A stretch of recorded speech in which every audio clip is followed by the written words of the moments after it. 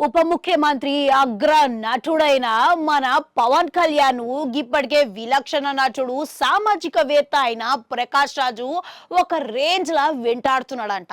సహజంగా సెక్యులరిజము భావాలు కలిగి ఉన్న ప్రకాష్ రాజు మత విద్వేషాన్ని ఎప్పటికప్పుడు ఖండిస్తా ఉంటాడు.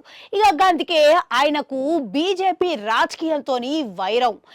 బీజేపీ మత విద్వేషాలకు ఆయన తీవ్ర స్థాయిలో వ్యతిరేకించడమే కాకుండా ఆయన ఎప్పటికప్పుడు ఆయన సోషల్ మీడియా ఖాతా ద్వారా ఘాటైన పోస్టులు పెడతానే ఉంటాడు.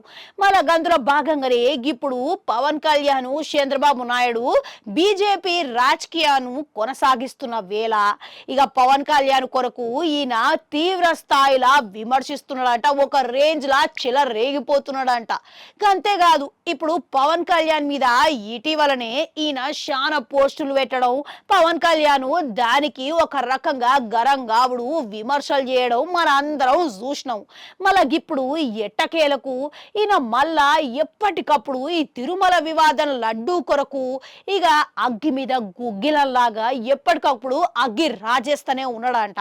మళ్ళా తాజాగా ఇంకొక ఘాటైన పోస్టు అనేది ఆయన ఎక్స్ ఖాతాలో పెట్టడం వల్ల అది తీవ్ర చర్చనీయాంశమైనదంట.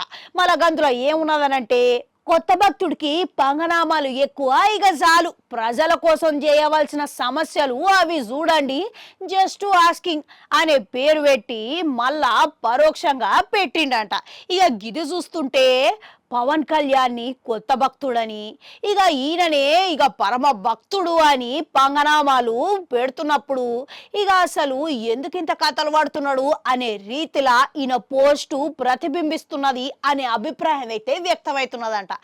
అంతేకాదు ఉప ముఖ్యమంత్రి పవన్ కళ్యాణ్ ఇప్పటికే దీని గురించి పక్కకు పెట్టి ప్రజలకు సమస్యలు ఉండే వాటి మీద ఎక్కువ దృష్టి పెడితే మంచిగుంటది అనేతోని పరోక్షంగా ప్రకాష్ రాజు ఈయన గురించి ఎక్స్ ఖాతాలా పెట్టడం ఇప్పుడు తీవ్ర దుమారం రేపుతున్నదంట. మళ్ళా దీనికి గల కారణము ఇలా పవన్ కళ్యాణ్ తిరుపతి పర్యటనకు పోతున్న వేళనే ఈయన పరోక్షంగా ఈ పోస్టు పెట్టిండు అనేది విశేషమని చెప్పుకోవాలి. పవన్ కళ్యాణ్ దీని గురించి ఏ విధంగా స్పందిస్తారంటారు? కామెంట్లలో కామెంట్ పెట్టుర్రి. అట్లనే అడుగంటుంటారు, అది కూడా నొక్కరి మళ్ళొస్తా.